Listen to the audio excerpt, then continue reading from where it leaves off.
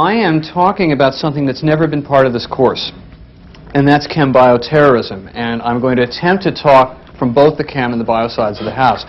This is an experiment for us. We've never included a block of instruction on this material before. At this moment, or a few minutes from now, over at RID, your counterparts will be getting a rather similar block of instruction from Colonel Ed Eitzen, who clearly has been doing this more than anybody in the faculty of either of the two courses. I've only been here a relatively short time. Colonel Eitzen's really been doing this nonstop since, I think, 1992.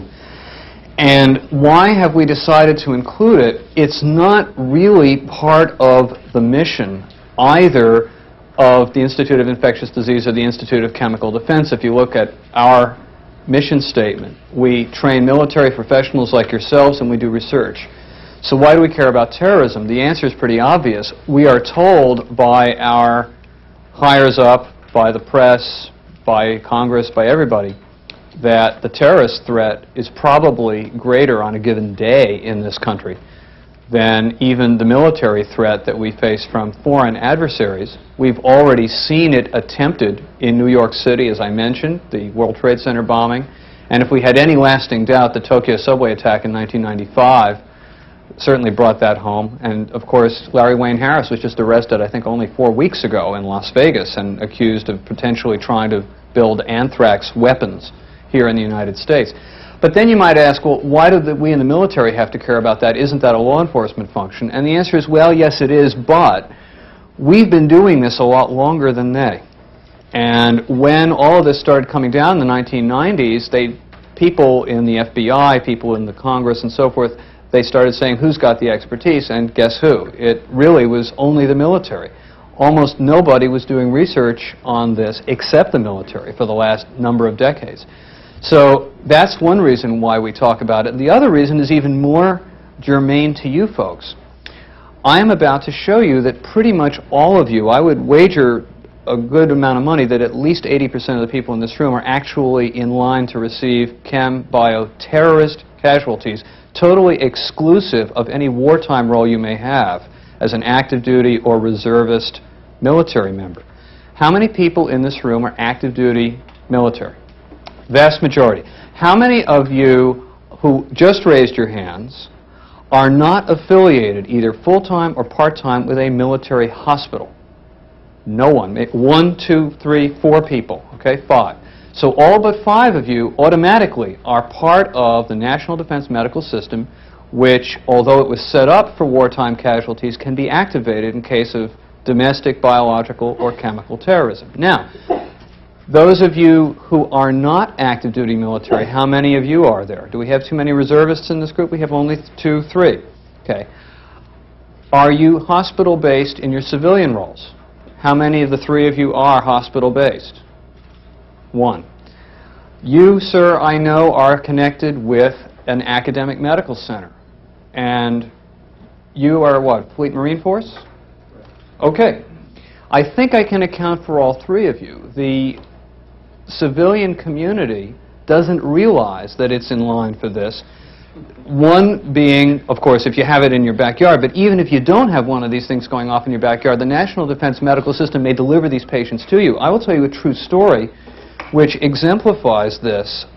During Desert Storm, I didn't go to Southwest Asia because I was back doing a fellowship. I was a fellow at the Hospital of the University of Pennsylvania, which is a large academic medical center which is particularly well known for its neurologic expertise. It is one of the largest departments of neurology in the country.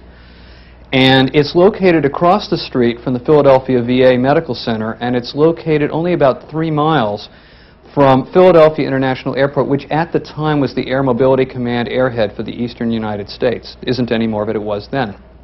And you know, the hospital is going about its business, and we're reading the news like everybody else. And one day, the chairman of the Department of Neurology, Dr. Don Suderberg, calls me up, and he says, we have to have a meeting with all the residents, and I want you there in an hour. Fine. Walks in, and he's carrying a sheaf of papers this thick. And he says, I've just come from a meeting with Dr. Kelly, the chief executive officer of the hospital, dean of the medical school, and the chairman of a couple of departments. Guess what, guys? We are a National Defense Medical System hospital. Nobody ever told me that. I've been the chairman here for 5 years, but we are. Not only that, our service, the neurology service, is listed as a receiving service for war casualties because we're supposed to know all about nerve gas. And he turns to me and he says, tell me about nerve agents. You're the only person in the entire department who has any connection to the military. Well, I had not had this course at that time. And I remembered all the stuff that they had taught me in Officer Basic, which wasn't a lot. In fact, what there was, I had largely forgotten. Turned out, in this enormous department of neurology, I was the only person who had ever had any instruction on them. And that sheaf of papers was what they had just given him. Well, why does the hospital have a connection with the military? Because they get money. Hospitals in this country are paid to be members of the National Defense Medical System. So what that tells you is that there are a lot of civilian hospitals out there that are going to be shipped these things, whether they really want it or not. And give you another example of how this can hit you. My friend, Lieutenant Colonel Jim Knowles, is the head of, or was at the time, the head of the Aeromedical Evacuation Squadron at Grand Forks Air Force Base in North Dakota. And he was preparing last year to go off to Wilford Hall and do an ophthalmology residency. In fact, he had started to pack up his house when suddenly every hospital in Grand Forks closed because of the floods. Grand Forks Air Force Base Hospital went from 12 beds to 500 in 1 week. And he, as chief of the medical staff, because he was the senior physician, found himself in the process of shuttling patients back and forth, getting all the ICU patients in Grand Forks Aerovac to Minneapolis, St. Paul, and so forth. And this simply got dumped on the Grand Forks Air Force Base Hospital because all the other hospitals had been closed. Well, what would have happened if that hadn't been a flood? If that had been, say, a mustard exposure, which essentially rendered the small area of Grand Forks where all the other hospitals were located uninhabitable. Grand Forks Air Force Base would have been the only hospital left. The reason that it became the receiving hospital is that it was a little bit far away from the city and it was actually on higher ground. So we're all online for this. And that's why when actually Mr. Hettinger and Ms. Pike and I came to the other members of the faculty of both institutes and said, let's do a terrorism block, they all said, yup, it's overdue. So that's why we're going to spend a little time talking about this. Now, I'm really proud of this slide. Also, Mr. Hettinger should be proud of it because actually the graphics are his. But the pictures were taken by me. Major Shaw, do you remember where these were taken? Major Shaw is not going to report me to the mayor of the city of New York. These are pictures that I took at the largest field exercise that I think anybody has held. This was in November of '97 in New York City. The City of New York Mayor's Office of Emergency Preparedness decided to have an exercise where you had a simulated, actually this was a nerve agent exposure. That at the top of the slide it says mustard attack. You'll see why. That's the scenario that I have on the next slide.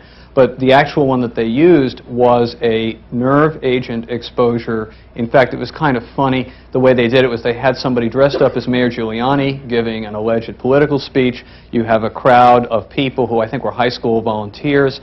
And you had 3 Army Chemical and Biological Defense Command people dressed up as terrorists, dressed up as New York City pushcart vendors who sprayed the crowd with VX.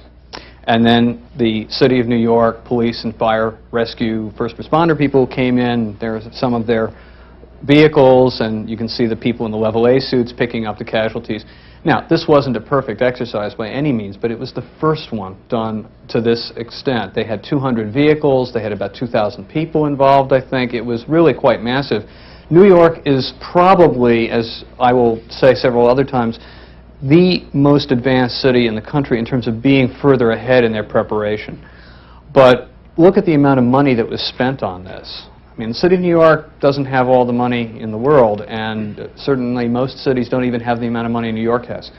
So this is becoming a big thing in the civilian community. In fact, since you're all medical or medically related folks, I will tell you they had 40 different hospitals in New York City that were playing into this scenario. However, none of those hospitals got more than 6 or 10 casualties during that exercise. There's only one hospital that's done an exercise with a lot more than that, and that's Walter Reed, and Dr. Natuk is going to talk to you about that. Now, the scenario on the next couple of slides is not mine. It was created by Jerome Hauer, who is the Mayor Giuliani's Office of Emergency Preparedness. and Jerome Hauer, who put this together. I've modified it slightly, but this is the sort of scenario that the civilian community is looking at, so I'll read it through. The New York City police stage a raid on a suspected terrorist laboratory located on the Lower West Side of Manhattan, and they are stupid enough to try doing this right at the beginning of rush hour on the weekday. And although the warehouse is empty when they arrive, it's booby-trapped, explosives go off, the building collapses, it collapses onto a subway line running underneath, which kills a certain number of people, and releases a plume, which is yellowish, and the plume, most of the prevailing winds almost everywhere in the United States are from the west, so this goes eastward, goes across Manhattan, northern Brooklyn, into Queens. And in this scenario, within minutes, people are observed coughing on the sidewalks. Within an hour, you have people walking into hospitals in Manhattan and the other boroughs, complaining of a variety of complaints, some of which are clearly hysteric, others of which may not be, eye irritation, difficulty breathing, and then later on you see people with blistering and skin erythema. And this is thought to be the way that, say, a mustard attack might look. At 0800, the mayor of New York declares a state of emergency. I'll tell you something about states of emergency in the city of New York. New York is my hometown, so I can say this. I remember when we had a subway strike several years ago, and Mayor Koch was out spending most of the morning shaking hands with people walking across the Brooklyn Bridge, you know, getting to work despite the fact that the subways were done. The city of New York has a mayor who always will grandstand, but that's going to be the case almost all the time. Where do you want your mayor? Well, the mayor here has to get the heck out of his office because his office is located in Lower Manhattan. Lower Manhattan is now being evacuated because it's not safe. Everything's in Lower Manhattan. The FBI office is in Lower Manhattan. Why is that important? Because they're the ones who have to deal with the crime scene.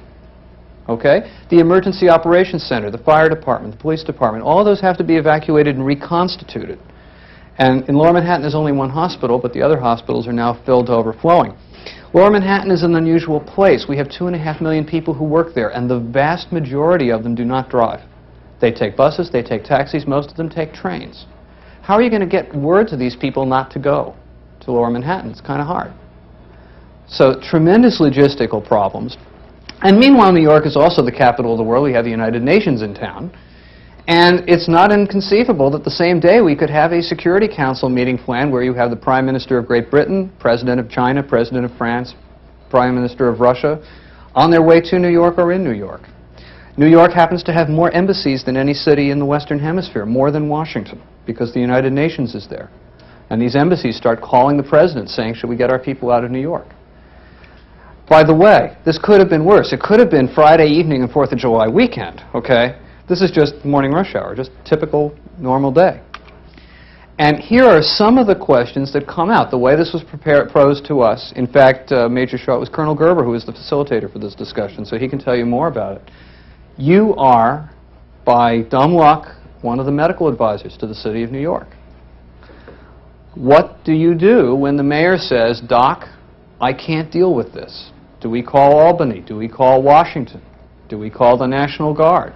Do we call the Air Guard? Do we call the mayor of Jersey City or Newark? Can he help me? Can I get people out? What do I need to know medically in order to get them out safely? When is it safe to go back in? How do I get the information out in a way that doesn't panic people? In the case of New York, I don't think there's any way you can do that, but there are ways that you can minimize that. And what do the hospital people know about this? How can I get the word out to them? Everybody in this room right now knows a great deal more about biological and chemical agents than 99% of the hospital people in the United States. I'll say that again. You are now more expert than 99% of the population in your fields. Now, you've heard that our intelligence estimate is that the threat is gradually increasing domestically, both bio and chem. And the reasons should be pretty obvious to you now. The FBI files, I said on the slide that they show a gradual increase in numbers of threats. Actually, the source of that statement is an FBI agent named Chris Breesy, who invited me and some of the folks at RID to give briefings down at the FBI Academy. He's in charge of the Weapons of Mass Destruction Sub-Center in FBI National Headquarters. Interestingly, most of the threats that they pursue, at least this year, are bio rather than chem. Luckily, as I think you've learned from Lieutenant Colonel Cieslak, it's hard for the bad guys to get bio right. And we haven't had much in the way of biological terrorism that's gone beyond the planning stage, the one big exception being which? The Rajneeshi attack on the salmonella, with salmonella on the salad bars in the Dalles, Oregon. But it's not clear that any others have been terribly successful. But the B'nai B'rith episode, which I think the folks at RID discussed with you at some length, shows several things. It shows that the level of knowledge of these agents is relatively low, and the panic that they cause can shut down the center of the capital of the United States with absolutely no agent whatever. I'll show you one of Colonel Eitzen's scenarios later on where you actually do have an agent. Now, this is something I went over before, I think in this class, maybe definitely in the other class. What are chem and bio agents good for? In the case of military situation, you can deny terrain, you can render a fighting force ineffective, you can kill people. But the terrorist doesn't have to do either of those things. All he has to do is to sow fear and panic. Both of these agents, chemical and bio, are really good for that. They also paralyze your medical system. So you get a lot of what Prime Minister Thatcher of Great Britain used to call the oxygen of publicity. And how do you deliver them? This, again, you've already learned. Of the various methods of delivery listed on the slide, I want you to pay particular attention to the one that says enclosed spaces. That's of particular relevance because, especially with bioagents, it's so unpredictable what your weather is going to be like and how far they're going to travel. An enclosed space is wonderful. And what's a great enclosed space? An enclosed space where people in large numbers are traveling through. So an airport terminal, a subway, Grand Central Station, Union Station, Washington, D.C., or perhaps a place where people are coming and going all the time, the Pentagon, the New York Stock Exchange. And the one that nobody ever seems to mention, but I still have this thing in my ear about it, a tourist site, Opryland in Nashville. Some of the, an indoor ball game, yeah, an indoor sports stadium. Or some of the big country western places in Branson, Missouri. I guarantee you a town of 3,000 people is not equipped to handle this. Okay, so now I'm going to bore you to death, but I really feel I need to a little bit because this is like a language familiarization course. You are going to hear about the legislation that's come down and the programs for training that have come down in domestic terrorism. The president, in the early part of the Clinton administration, I think it was 94 thereabouts, came out with a presidential directive establishing lead agencies for the federal component to any response. And it was basically just an assignment of tasks.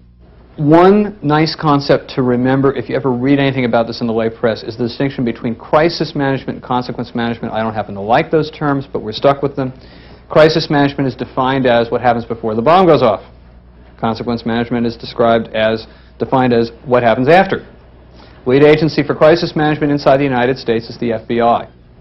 Basically, you're investigating a potential crime that's about to go on. Outside the United States, the lead agency is supposed to be the State Department. Although I've noticed, since I've started working with the State Department a little bit, the FBI always seems to be involved. And the FBI believes that they have primary responsibility for an American installation overseas. Why is that important to you guys? Because you're military. So, for example, when I flew over to Saudi Arabia 2 weeks after Khobar, the guy in the seat next to me was the FBI station chief in Detroit. And they were sending him over to do some investigation because they regarded that as an American federal installation on a foreign country. For counter-espionage, I suppose, would be CIA, but that's not what the PDD says. Now, once the bomb's gone off, you have consequence management. The lead agency for consequence management is the Federal Emergency Management Agency, FEMA. Although what happens actually in the plan is that FEMA starts farming out responsibilities, and I'll have a slide about that later. But the training responsibility was given to the Department of Defense. Again, that may not seem all that obvious until you remember where you are. We in the Department of Defense really were the only people who were doing training on this at the time that President Clinton came out with this directive, and so the Department of Defense got the training budget, and that turned out to be where all the money was. The next thing that happened, and this is something you will hear about, it's been on a lot of news coverage that I've seen. Anybody ever heard of the Nunn-Lugar money, or the NLD, or the Nunn-Lugar Amendment? 3 senators, Nunn of Georgia, who's no longer in the Senate, Lugar of Indiana, and Domenici of New Mexico, co-sponsored a appropriations amendment which came out in 1996. And it is out there for 5 years, and who knows, it may be extended. And this established what we call the Nunn-Lugar program, which mandates that the Department of Defense, as the lead agency for training, establish a domestic preparedness program. And it set out the parameters of that program. That legislation mandates that the program have an awareness block, where we familiarize people with the threat, that it have an operator block, which is where we train people who are going to be incident commanders. There's an incident commander block. Sorry, the operator is the hazmat folks. Incident commander is the person who's going to be running it, usually a fire chief. An EMT block for paramedics, and a hospital provider block, which was intended originally for emergency physicians and nurses. The responsibility for developing this program was given to DOD. DOD kicked it down to the Army because the Army has almost all of the resources, and the Army kicked it down to the Chemical and Biological Defense Command. That's called CBDCOM, recently renamed. CBDCOM is headquartered about 2 blocks from here, across the airfield. Most of the buildings you see around here are owned by CBDCOM. They also have a large presence at Fort Detrick. They are what was the offensive program. We don't have an offensive program or chem or bio anymore, but they're the people who now mostly make their living developing countermeasures that are not medical. They develop most of the things that Mr. Hettinger lectured to you about. They are the people who develop level A suits and so forth. So they had this responsibility, and after several perambulations, it's been farmed out further to a bunch of subcontractors, and we now have these 4 courses or 5 courses going around. The legislation stipulates, and this is a political decision, that it be taught at the level of cities. Not counties, not states, not federal. It was taught at the level of cities, and it's stipulated in order to avoid offending anybody that the 120 largest cities in the United States would be the first ones to be trained, and they would all be trained within 5 years. Here's a list of the cities that have received this training already. This is fairly accurate. There have been a couple of changes to this list. San Jose got added, I know, and I think Baltimore hasn't had it yet, but this gives you a rough idea. They're roughly going down, decreasing population size. And on the next list, you'll see the next group. There's going to be a break sometime this summer. They're going to regroup. But this is an ongoing program, and you guys are paying this. The amount of money that this program costs is $50 million this fiscal year alone. Now, there are all sorts of political choices that were made. If you're training the 120 largest cities in the United States, you're automatically skewing it. For example, the state of Connecticut was left out. Why was Connecticut left out? Because in Connecticut, which is a New England state, the cities have not swallowed up their suburbs the way Memphis and Jacksonville and Nashville have done so. So no city in Connecticut was big enough to make the list. Counties are not involved. In the case of New York and Boston, the city governments filled up the classes with people who were employed by the city. In Los Angeles, I think very sensibly, they said really the level of government we should be working with is Los Angeles County, because that's larger and we're really a metropolitan area, so they did get some people from the suburbs. Same thing happened in Washington, D.C., surprisingly enough.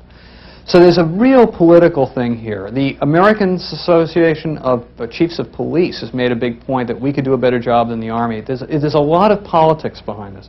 Another interesting thing that came out when Colonel Hurst and Colonel Eitzen and I came to review the program, we said, well, gee, you're trying to reach, talking about the hospital folks now, we're trying to reach doctors and nurses. Where's your CME?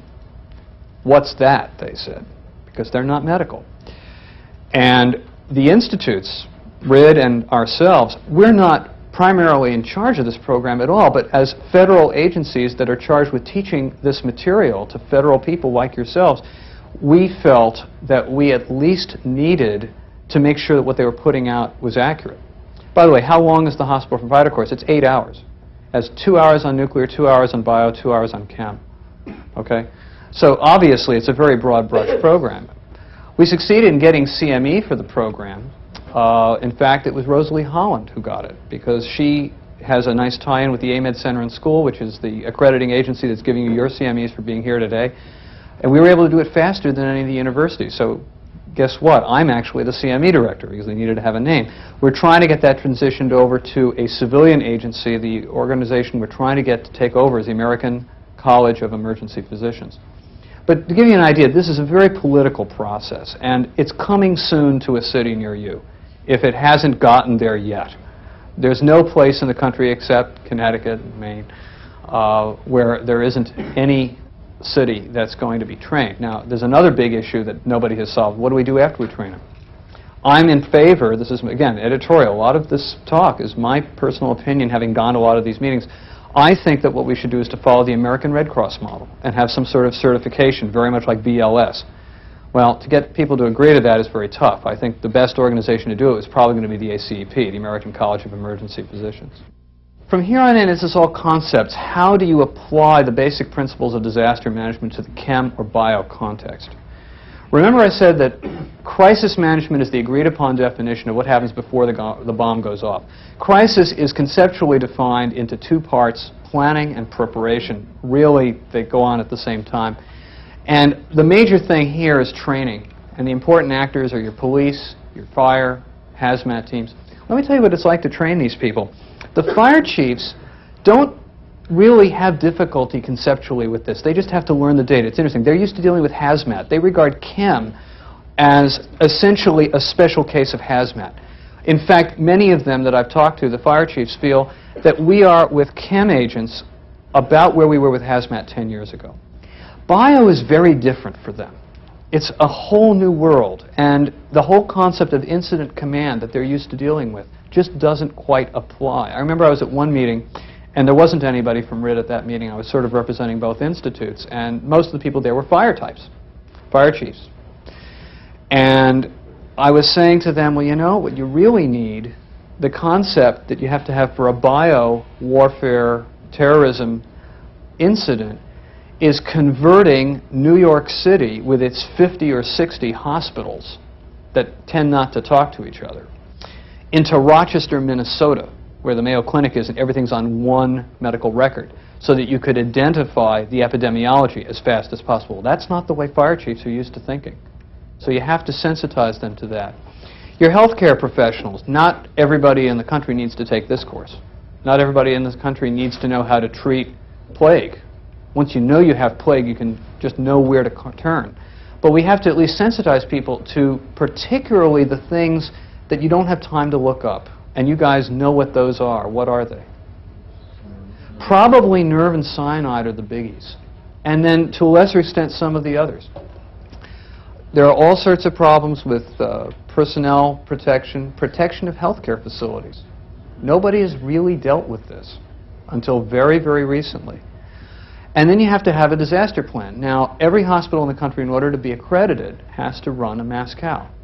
I would bet that 100% of the hospital-based people in this room have participated in mass cows. To the best of my knowledge, Dr. Natuk's mass cow was the first ever done for accreditation of JCO in a chemical scenario, and I don't know of any that's been done in bio so far. How are we going to detect the agent? Remember that civilian community doesn't have the standoff stuff that we have here in the military. They don't have the protection, collective or individual. And they're not used to dealing with the public quite the way we are, although maybe we can learn something from them. And, you know, B'nai B'rith and Sarin being good examples. So now the bomb has gone off. Now you've done all your training. You know, whatever training you've done, it's come as you are war. Okay? It's just like Desert Storm. What happens? Well, there's always an incident command if it really is a bomb. That's true if it's a chemical agent exposure. Unity of command is something that most places are pretty used to, but there are turf wars. And this is a wonderful story that Major Shaw probably can attest to.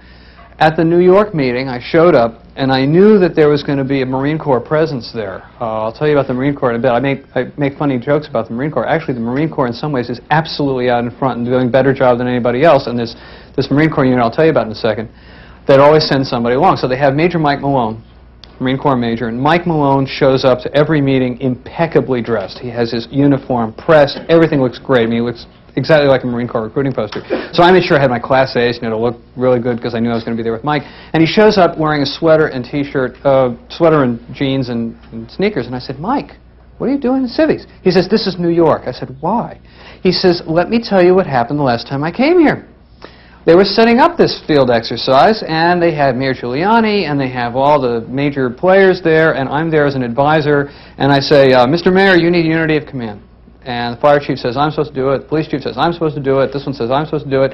And I say to the mayor, Mr. Mayor, sir, my best advice to you is you have to pick someone to be in command. So they come back the next session. Mayor Giuliani leans over and points to the fire chief, fire commissioner of the city of New York, and he says, you are in charge, Mr. Commissioner. Malone says to me, ever since then, I do not wear my Marine Corps uniform where any New York City policeman can find me.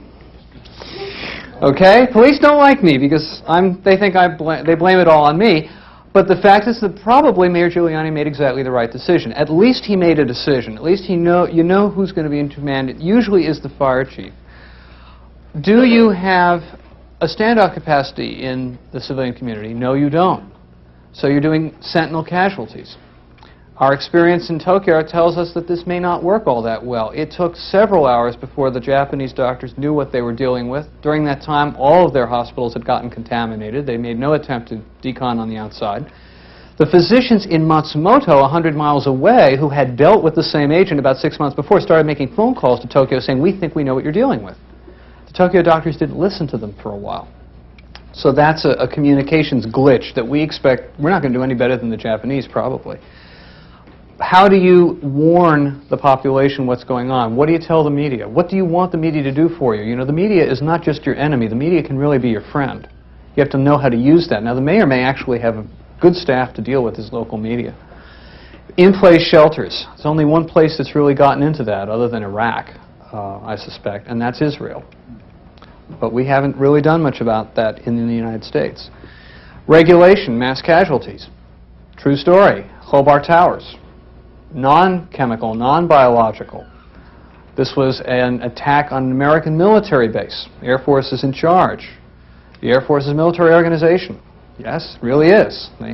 They have, despite all the jokes, the Air Force in Saudi Arabia is very well organized. Despite all that, people were being picked up by ambulances, taken to Hospital A, Hospital B. People were assumed to be dead and found to be in ICU beds 2 days later. That's in the military. Imagine what it's going to be like in New York City. And then the other problem that we've hit you over the head with over and over again, the walking worried, the psychogenic patient or the barely involved patient who, at least in Tokyo, those are the first N patients to show up to the emergency room. Information dissemination. Do you want to be a journalist? No, but you have to know how to deal with the media. Media is not necessarily your friend, not necessarily your enemy. And unity of command. That's really stuff that we've already discussed. Evac. How are you going to evacuate Lower Manhattan? I personally do not want the responsibility for that. I don't think any of us is going to have the direct responsibility for that, but we all may be in a situation where we have to advise medically those who are responsible for evacuation. By the way, in the military, anybody here connected with a unit, Army, Navy, Air Force, Marine, that infills the Korean theater? How many of you? Good number. You all have to worry about that because we have 130,000 civilians to get out of that theater when we start having bombs going back and forth, and it's probably going to be a chemical theater. And do you want to evacuate people who may be in line for the next round? Then there's something called the recovery phase, which, again, there's a continuum. We in the military probably will not be directly as connected with this unless we are local. You know, if this is Washington, D.C. is the target, obviously those of us who work at Bethesda Naval and Walter Reed, Malcolm Grove will still be involved. But this is something that is of less medical importance. One of the major things that we may have to advise on is when is it safe to go in?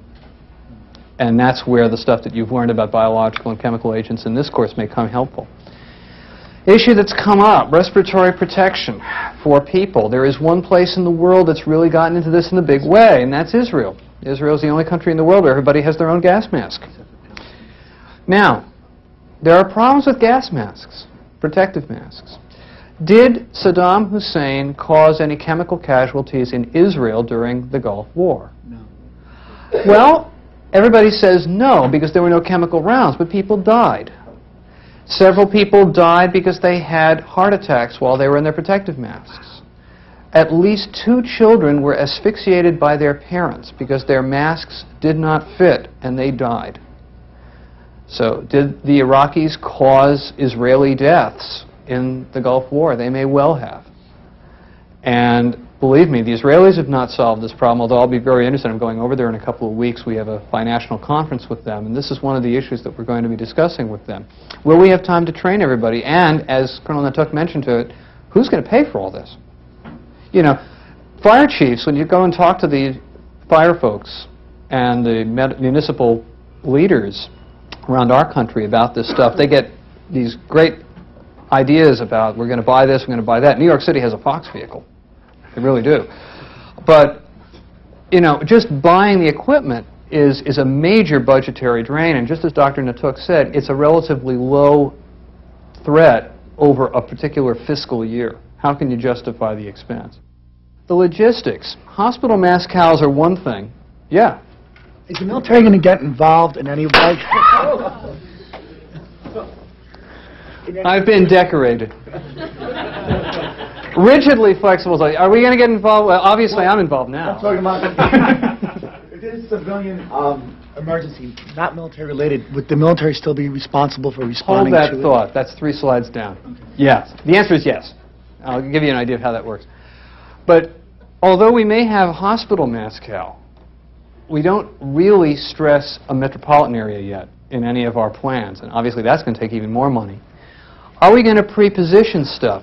You know, all the antibiotics you've been hearing about, that all has a shelf life. Who's going to pay for pre-positioning it? Who's going to pay for the vaccines? Are the vaccines even in existence? You remember what Colonel Hurst said yesterday? Botulinum toxin, we have 5,000 doses available at any given moment in the United States.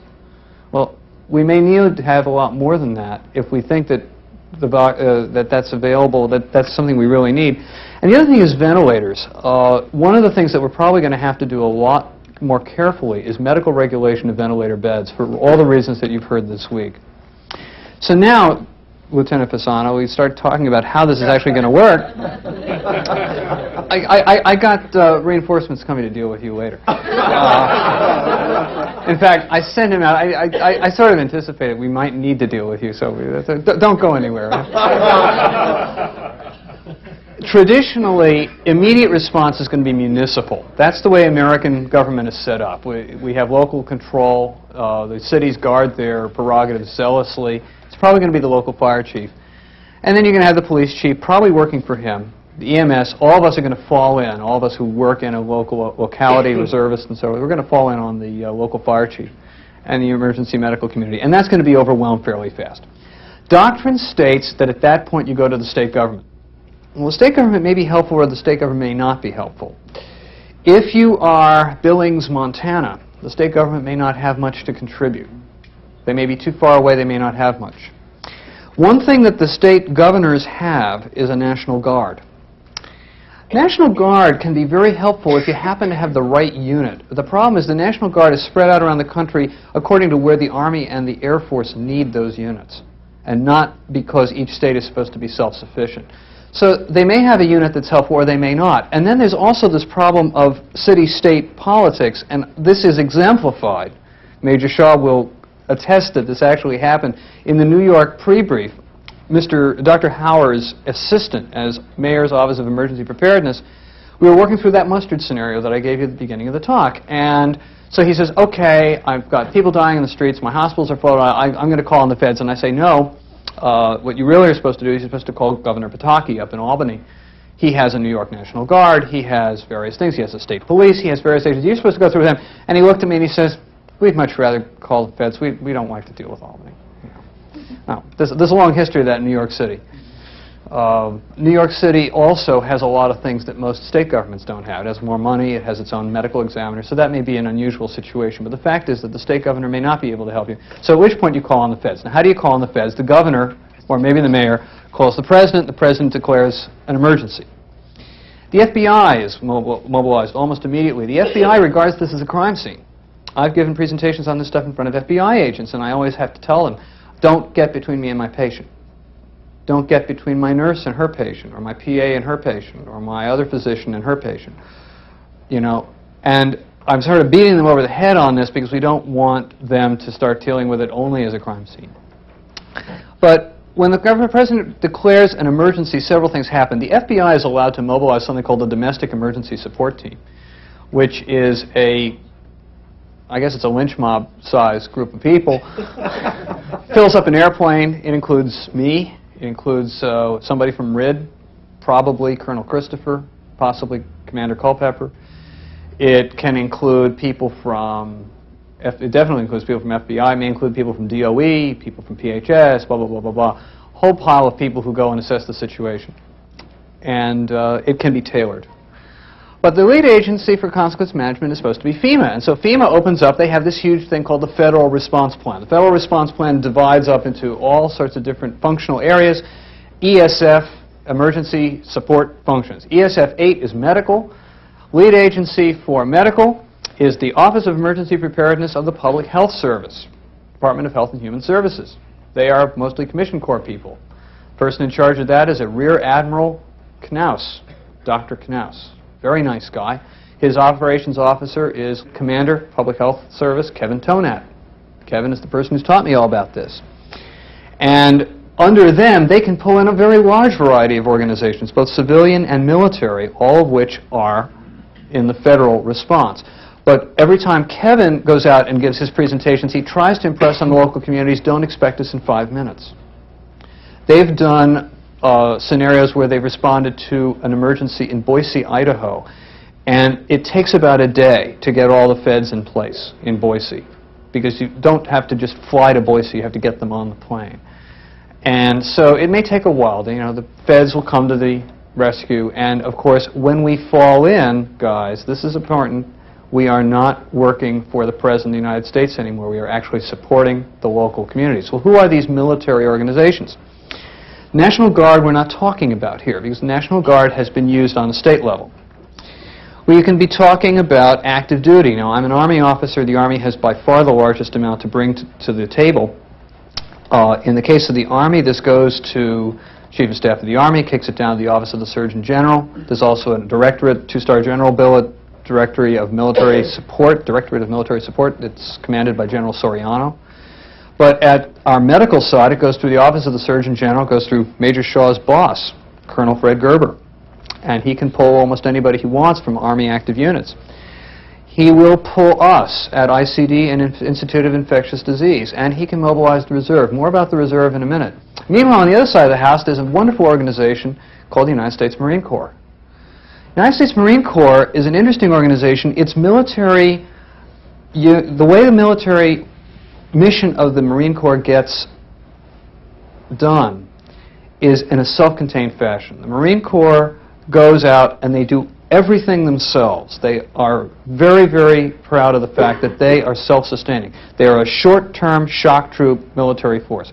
And a few years ago, the Commandant of the Marine Corps, General Krulak, realized that he had no internal, organic way of dealing with chem-bio emergencies on the battlefield. He had to depend on the Navy because all of his medical was coming from the Navy. He had to depend on our expertise and so forth. And he said, we can't have this. The Marine Corps has to be able to stand alone.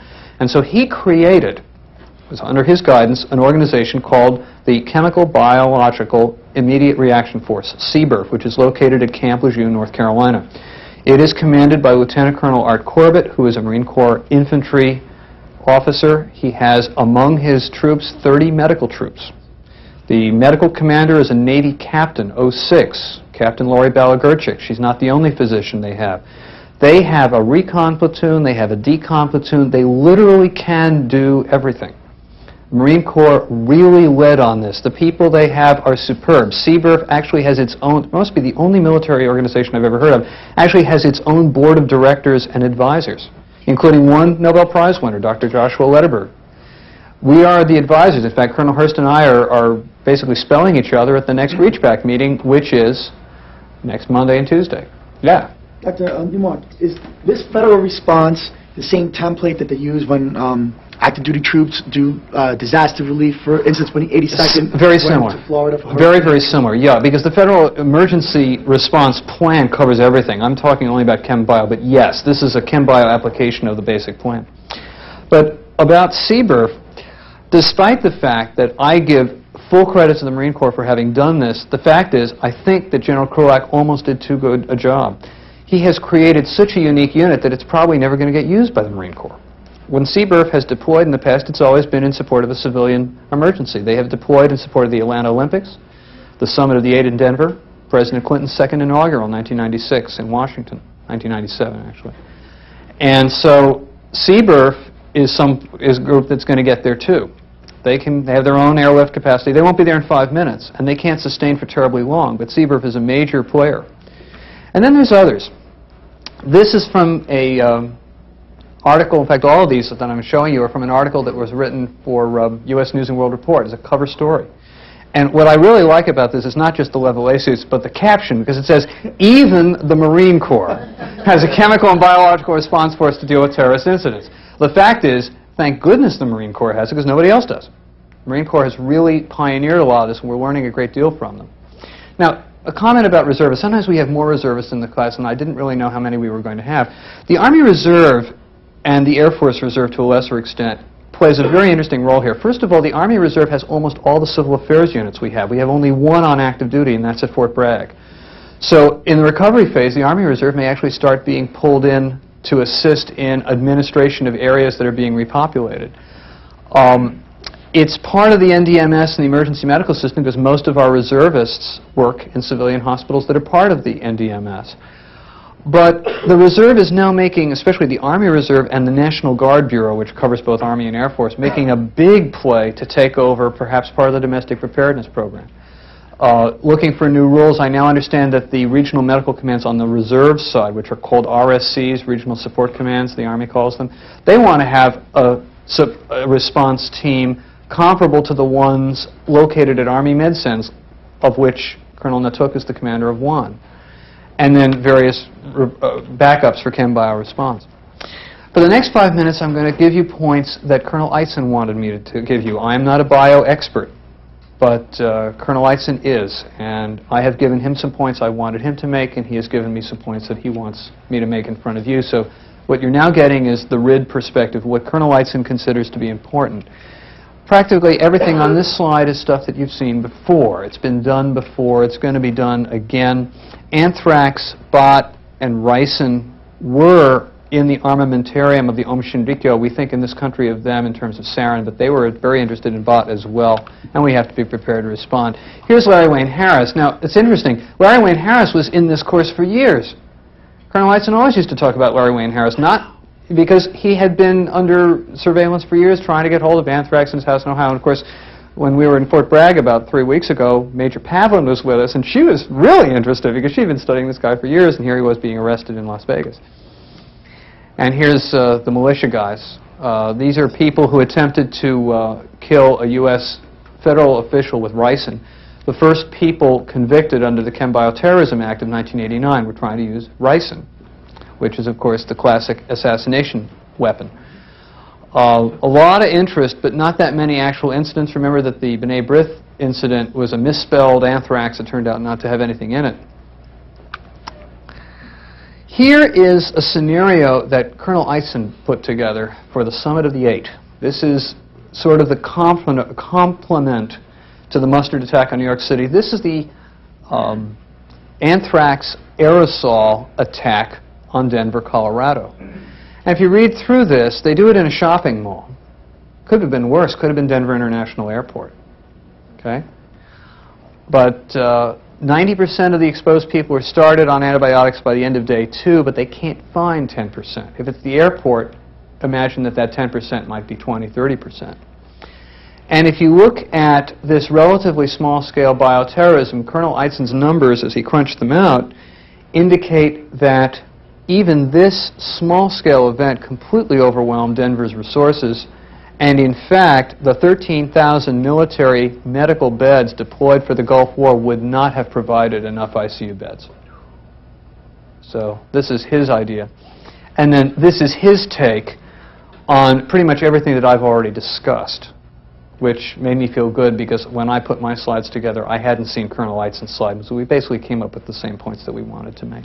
Now, the last thing that he wanted to mention was the question of readiness, public health infrastructure. We have no good answers for this. Colonel Eitzen has no good answers for this, and it's really sensitizing you to it. The last thing I'm going to do, and I think that you can probably fill in these blanks for me, is to mention 3 or 4 issues having to do with chem casualty care, which might be different based on the civilian terrorist scenario versus the military scenario that really is where all of the course that you've had up till now comes from. We were always preparing against a chemical attack. Well, in order to get into a chemically contaminated environment on the civilian side, if you are a fireman, you have to be in an OSHA Level A suit. That's the big blue suits that I just showed you. They're not allowed to use mop gear. We in the military can get away with mop gear, which is a lot cheaper. They're probably about the same. We're trying to get OSHA to modify it. Here's one of the chemical terrorists. I've forgotten this name. Oh, James Dalton Bell, chemist in Vancouver, Washington, who is building a little chemical lab in his backyard. I think he's the guest of the government now, but I don't know. Here's one that I'm really interested in, anticonvulsants for nerve agent exposure. Remember we've taught you diazepam, diazepam, diazepam. It's really Valium. Diazepam, diazepam, okay? Sorry, I'm allowed to say that. But in the civilian community, we do not use diazepam as an anticonvulsant all that much anymore. If we want to use a benzodiazepine anticonvulsant, we tend to use lorazepam. Diazepam is approved. We use it in the military for a lot of reasons, including the fact that it's stable and it's active IM.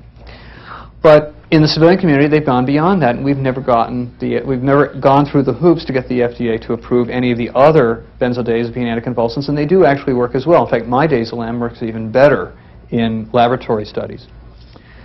So for the domestic preparedness program, Colonel Hurst and I have taught the instructors to give out the following word. Everything in the course talks about diazepam, because that's the only thing that we're allowed to talk about. But we see no reason why in your emergency room you can't use lorazepam or any of the other benzodiazepines. But that's a disconnect, and we haven't really solved it. A much bigger problem is mass decontamination. What are we going to do with the little old lady at the church supper who may have had exposure to aerosolized mustard? She needs to strip down to her birthday suit and allow the firemen to hose her down. Okay? And what happens if she refuses? She's not a member of the military. We can't force her to do anything. Are we going to have the fire brigade in the local community? And it probably is going to be the fire brigade. They're not used to doing that to people. Okay? They're out there to save lives. They're used to people being grateful for their presence, not used to people screaming at them. Do they have the right to force anybody to do anything? We have a Bill of Rights in this country. Surprise, surprise. And Battelle actually has a big contract through CBDCom right next door to work on this problem, and they have not solved it. They're working quite hard on this. They've gotten a lot of emergency medicine, emergency fire and police folks from the Baltimore, Washington area working on it. There are problems with having the stuff to decon. You can usually get water in this country. 2-in-1 kits, they're not funded for that. They're not even funded for bleach, although it's relatively cheap. What are we going to do with people who would never have showed up on the battlefield? Children, older adults, people who have respiratory diseases. And then the other issue that's come up, and only George Washington University Hospital in the whole country has really faced, is the issue of how you prepare or alter your civilian emergency room to do mass decontamination, so you avoid the problem that the Japanese had of a good deal of contamination carried in on the patients into the hospital. And the last one is a biggie, and that's children. All of our antidotes are presupposing an adult. In fact, they're presupposing a relatively young adult. All of you who deal with patients are well aware of the fact that older people are more sensitive to any medication. You also realize that children are small. Am I going to give an atropine injector to a 4-year-old girl with mild but still respiratory compromised nerve agent exposure? Well, in Israel they have an answer. They want a dial-a-dose injector. This institute actually did develop such a thing, but to field it is not something that the military will pay for. Who's going to pay for that? Is the city of New York going to pay for that? Is the city of Charleston, South Carolina going to pay for that, or pave the streets?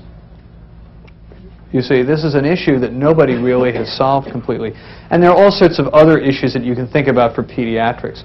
I wouldn't be surprised, although I'm not an expert in biowarfare, that some of our vaccines that we work on have not been tested in children. Children, my pediatrician colleagues tell me, are not small adults. They're actually a different species. The last issue, that's what I was taught when I was in medical school, and the last issue has to do with triage. We teach the principles of triage, of course. You've learned how we approach that in the military. In the military, we're not happy about it, but we've gotten used to dealing with triage. But in the civilian community, they may not be. Is a mayor going to be willing to accept responsibility for things that military commanders do routinely accept that responsibility for saying, you're expectant? The mayor may very well say, airlift them to another city that hasn't been hit. Okay? So the whole question of triage, nobody's really dealt with this. And I have no great answers. My job is to leave you with the issues that I think are important. So that concludes pretty much what I had to say.